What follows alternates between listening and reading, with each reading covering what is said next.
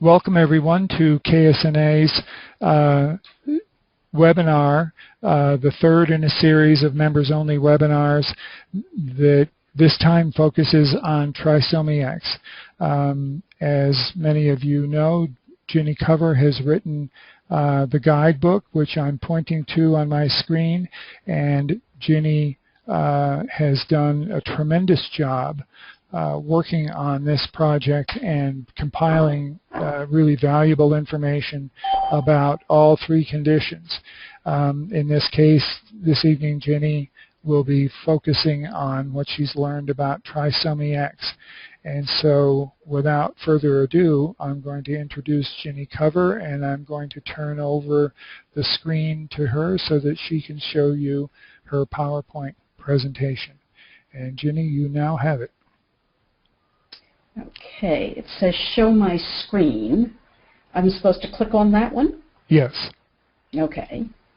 And then, okay, and I guess I should put it on slideshow from the beginning. All right, there we are. I should tell you a bit about myself. I have a son who was born 25 years ago yesterday. He was prenatally diagnosed with Klinefelter Syndrome back in the pre-internet days, and we had really excellent genetic counseling at the time. I've learned that that's really quite unusual. We had a geneticist and a genetic counselor who went to the medical library at the medical school where we were, and they copied out every study that they could find that seemed to be fairly recent and accurate. So we were quite pleased with all the information that they gave us, but I have to say that it was 8 years before we were able to talk with another family that had, another child like ours with an extra X or Y chromosome. So, as I said, this is the pre-internet days, and it was really very sort of lonely. Every once in a while, I would do some research in these large directories, indexes, looking for more information. But it always seemed as though there really wasn't very much. So I did become quite involved in KS&A back when it was Klinefelter Syndrome and Associates. I also started my own kind of counseling effort, and I got to know a number of the genetic counselors in the New York metropolitan area. So they would call me, and increasingly I was called certainly for a lot of diagnoses of Klinefelter syndrome, but then increasingly more and more families who had either Trisomy X or XYY. And during the time that I was, I've been involved in the various advocacy groups as well as doing, just volunteer counseling in the area, I became, quite familiar with not only Klinefelter syndrome, but also Trisomy X as well as XYY. And I'm also a social worker. As it became apparent to me that John, who is my son, was not really developing typically. He is pretty significantly impacted with Klinefelter syndrome. He's quite learning disabled. He's had a number of emotional difficulties. He's also been diagnosed with mild autism. I began to see a great amount of overlap in the kind of psychosocial issues among the three conditions. As I also had a number of clients while I was working at the Cody Center for Developmental Disabilities, and I ended up working with people who had children who had initially been diagnosed with conditions like autism or various emotional problems or ADHD, and I turned the the physicians on to testing a lot more often for extra X and Y chromosomes. And in fact, during the time that I was there, I think that we diagnosed about 17 kids whose parents did not know that they had extra X or Y chromosomes. When I retired, I didn't want to just be sort of idle. I do have a small private practice, but because there had never been anything that was of sort of a comprehensive nature written for parents and families in lay language, I decided to take all of the recent the recent and valid research and write it into a comprehensive guide. And initially I was going to cover only Klinefelter syndrome. But because I'm a social worker and because I focus on psychosocial issues, issues of transitioning to adulthood, executive functioning and getting appropriate educational services, I thought that the best thing for me to do was to write about all three conditions.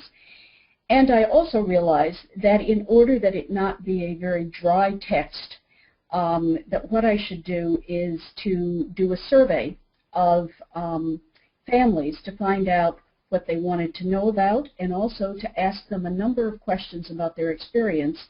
And the questions I ask tend not to be the ones that physicians would ask when they're doing their research.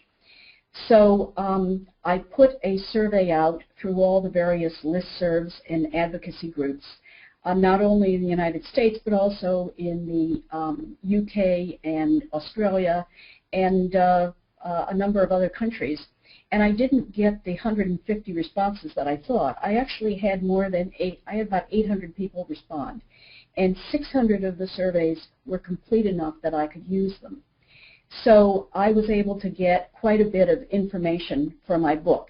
One of the things that I want to point out is that when I did my survey on SurveyMonkey, it wasn't a research study. I made it clear to people that I did not have institutional review board approval to do this as a research study.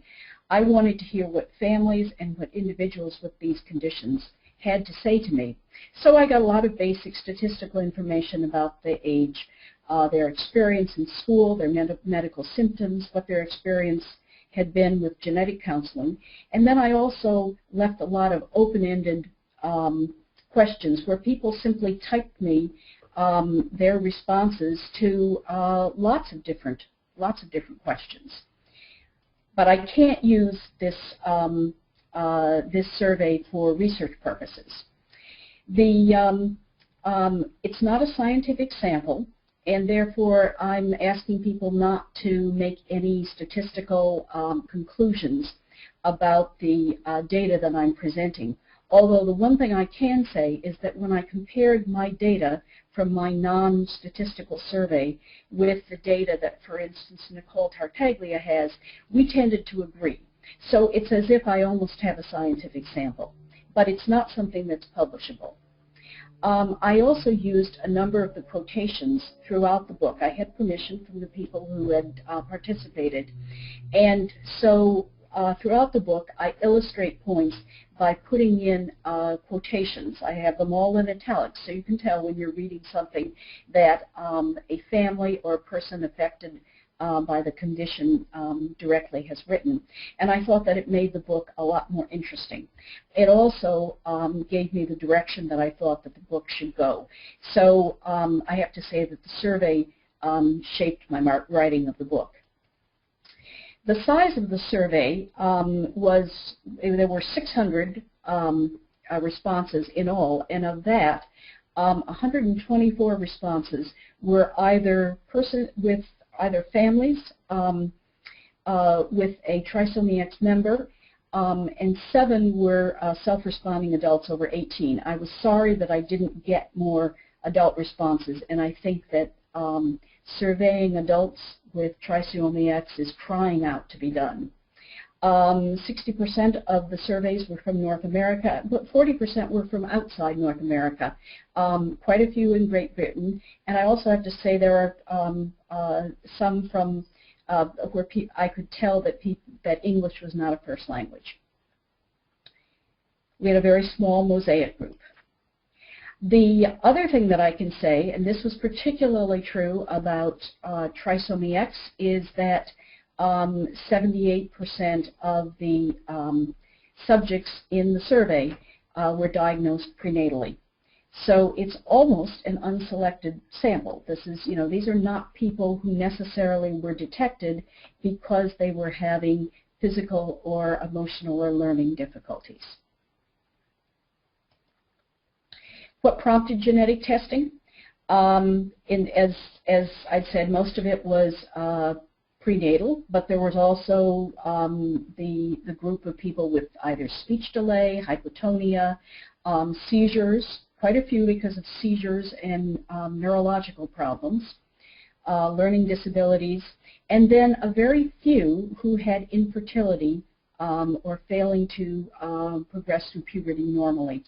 There were only two in this case, although I know that increasingly women with infertility problems or lowered fertility are being offered the option of genetic testing for Trisomy X. I asked a number of questions about the quality of genetic testing, and I don't think that it will surprise any of the parents that through the three groups, Klinefelter, XYY, and Trisomy X, they characterized the genetic counseling as being extremely poor. I had open-ended questions about what people had been told and why they thought that their experience was either poor or was good in a few cases. And most of them said that there was an immediate, if it was prenatal, there was an immediate emphasis in terms of discussing termination. Not that they were necessarily being directed to termination, but that that's where the discussion started. That counselors and physicians were reading from old texts, or that they would get a few printouts from the internet, very sketchy information, and hand it over to the parents. There also seemed to be a very, very limited understanding of any health issues. In fact, the majority of the counselors and the even medical geneticists told parents that there weren't any health issues related to Trisomy X, and what we've certainly found out in research and what people told me in the survey is that that's not at all true. They said that either there were sort of two answers, and they were on two ends of the spectrum. Either the counseling dismissed their concerns, saying that if you were going to have any difficulty, any genetic abnormality, Trisomy X was the one to have because there were no complications. And on the other hand, there were people who were, there were counselors who simply emphasized very poor, dismal outcomes and said, if you want to abort, you can. I had a number of questions regarding early intervention services. And in general, the early intervention for this group was no different than for the XYY or the Klinefelter group. Most of the services that were provided included speech therapy. That was the greatest number of services. Some also got occupational or physical therapy.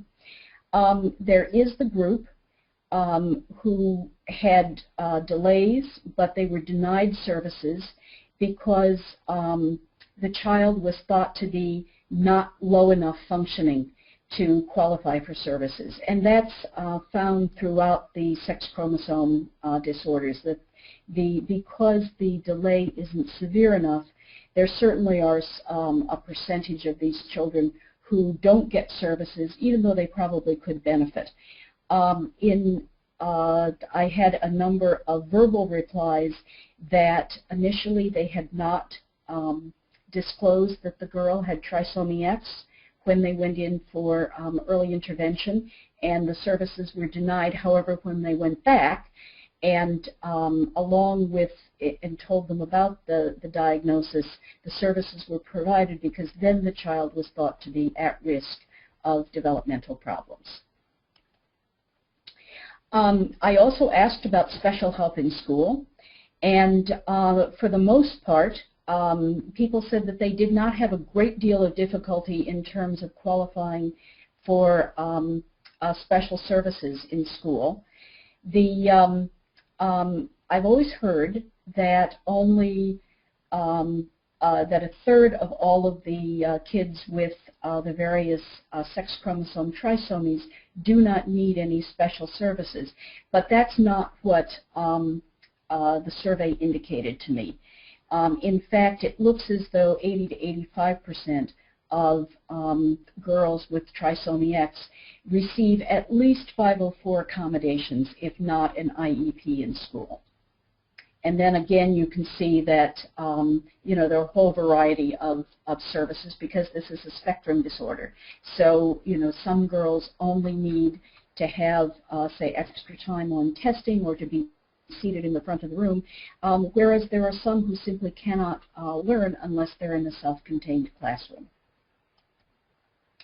The academic performance of trisomy X girls is actually quite a bit stronger than you see in either Klinefelter syndrome or in XYY. There are a number of very good students that are reported here.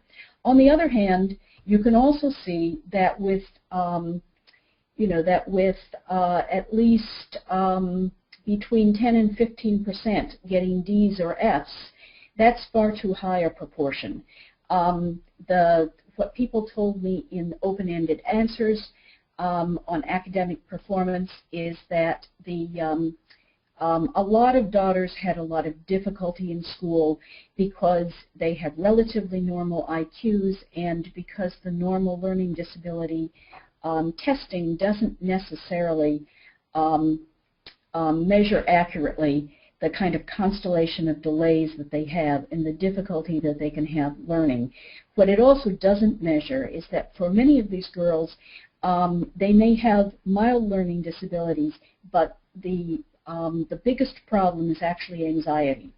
And so what they're trying to get services in school that will deal with both a mild learning disability as well as extreme anxiety, which kind of blocks out learning unless it's done in a very sort of compassionate and very structured way. I also asked about graduation. And of course, in the U.S., the graduation rate is about 25%, or the graduation rate is about 75%. Of the trisomy X girls who are adults, only 68% had graduated. And of those who didn't graduate, a lot of the reason given was frustration with school, just simply being too anxious to continue going to school, and you know, finding that the standardized testing that is now required in order to graduate is very, very difficult for some of these girls to do well on, and they simply fail to get a diploma. So that means to me that the schools are failing our kids.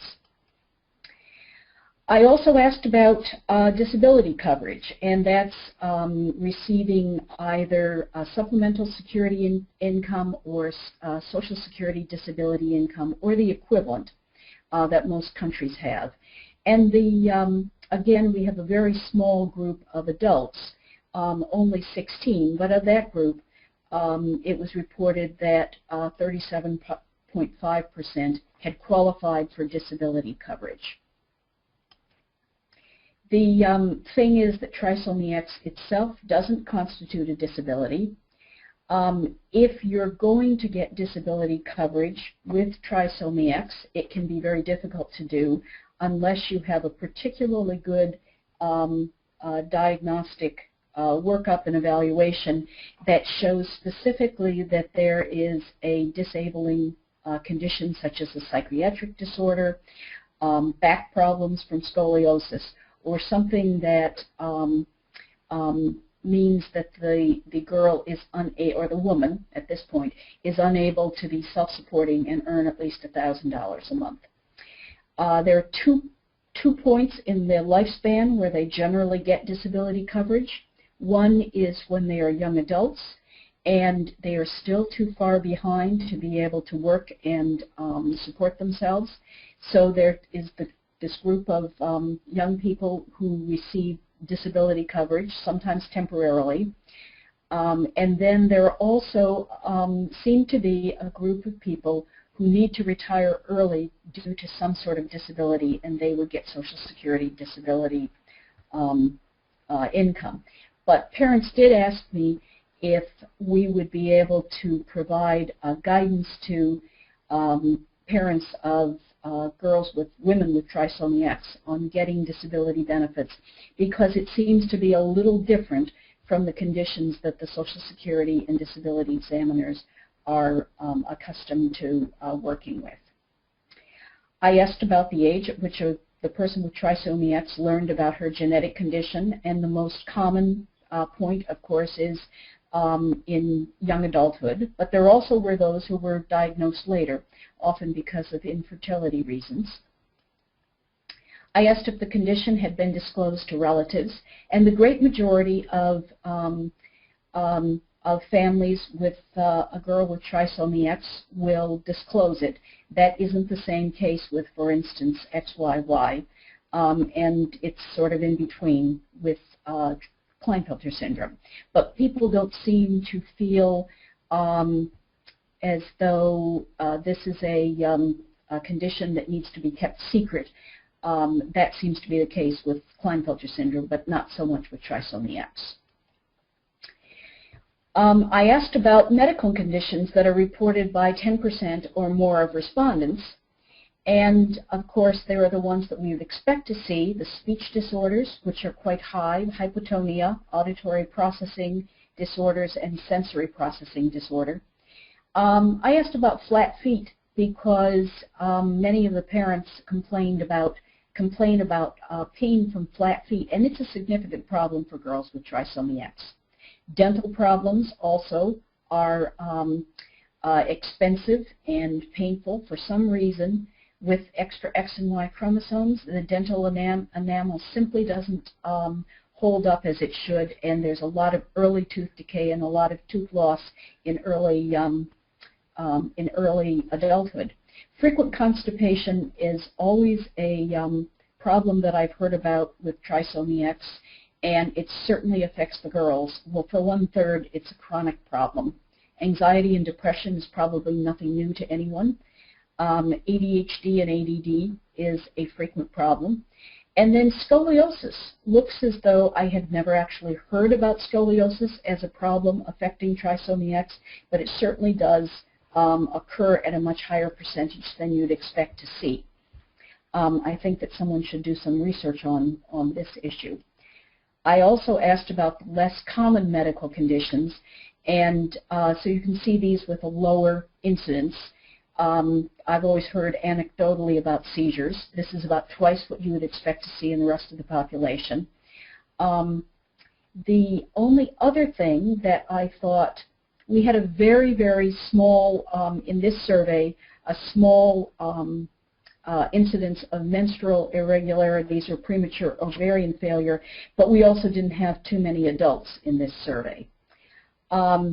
There also is bipolar disorder, which is about twice what you would expect to see. And there are the 8.5% who have an autism spectrum disorder. The parents and the people and the adults told me that primary care physicians need to be trained in the health risks of 47 XXX, that most of them are unaware of any health risks. They did not know anything about the risk of scoliosis or of seizures and some of the other medical concerns. That if physicians and psychiatrists understood more about the health and psychiatric risks, they might be able to do things to reduce educational and psychiatric concerns. Another thing that they emphasized to me is that the OBGYNs need to understand that there is a risk of lowered fertility, although it certainly isn't universal, and that there is still a misunderstanding among a significant number of OBGYNs that believe that someone with trisomy X has a very large chance of passing on the XXX to offspring. Nicole Tartaglia has told me that the risk is somewhere between 1 and 5%, but it really is quite low. And also, the OBGYNs need to have a much better understanding of the impact of aging on Trisomy X women. Because of the tendency to early menopause, sometimes lowered estrogen levels, and early osteoporosis. I then asked some open-ended questions for the adults only in the survey, and remember we only had 7 adults. I'd asked how the diagnosis affected their life, if they think that sex chromosome aneuploidy has had any major impact on their relationships, whether infertility has been a major concern, and whether they believe that SCA had any effect on sexuality or gender identity. That wasn't really a question for Trisomy X. It's really much more for the Klinefelter population, where there have been sexual preference and gender identity issues. And I typed out some of the comments from the adults, and which you can read here, that she's had primary ovarian failure and won't be able to give birth, probably won't be able to give birth to her own children, and she's prone to anxiety.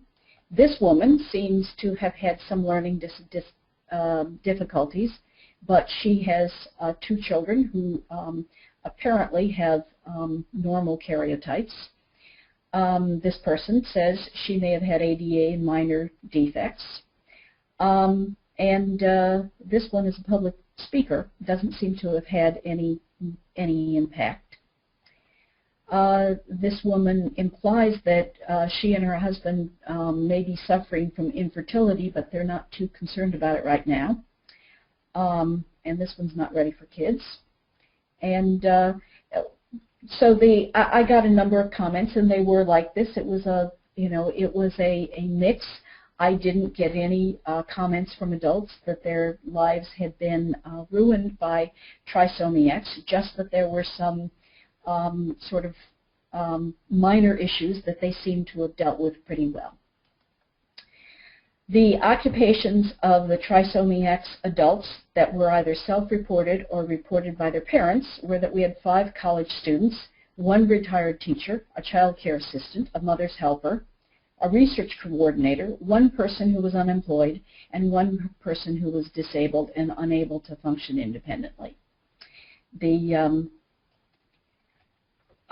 parents' concerns about their girls were that they had immaturity, that they seemed unable to handle age-appropriate social and academic pressures. And one of the things that we do know from the research is that girls and young women with Trisomy X may be between 3 and 8 years behind their peers, but that they do eventually seem to catch up. The girls are slower to reach maturity. Many of them are unable to hold full-time jobs until they are 27 or 28. The parents' concern is that because of their slowness to become independent adults, that they may never be able to earn enough to completely support themselves. The other thing is that they are, from a number of parents, is that they are working with very pretty women who are getting a lot of attention from males, but that they are impressionable and somewhat naive, and so they're quite concerned about it. All parents, I think, girls are quite concerned about their daughters, but the parents of girls with Trisomy X particularly so, because they're so attractive and because they may not be able to tell an honorable male from a dishonorable one. They also, everyone universally talked about the poor understanding of Trisomy X by school personnel and by extended families. That's the end of my presentation. I invite questions. I'm really very grateful to all of the parents and individuals who answered questions on this this questionnaire and gave me so much candid and candid information on very personal topics. I don't have any questions in the queue. So I'm going to alert all of the participants. I'm going to open your microphones, and if you have any questions, please feel free to ask them. As I open these microphones, if I encounter any that create technical problems, I will. They're all open. So anyone who has a question, please feel free to ask now. All right, hearing none. I want to thank Jenny, and I want to emphasize that one of the things that typifies a really well done presentation is that the information is clear enough and complete enough that it doesn't generate huge numbers of questions. So I want to thank all of you for attending. The webinar will be available as a recording within about a week. It takes about a week to get them up on the website, and you are welcome to come and view it as often as you like. And I will take control here and remind you that the webinar information is here, that there is a printable handout you can download here, and that when the recording is available, if you follow what I'm doing here, we're at educational webinars, and then we go to members only webinars, and this recording will be at the bottom of this page with the others, and that the video library is available to you with a huge amount of information that will supplement this from past conferences. So I want to thank all of you for attending, and that concludes our webinar. Thank you, Jenny. Okay, bye-bye.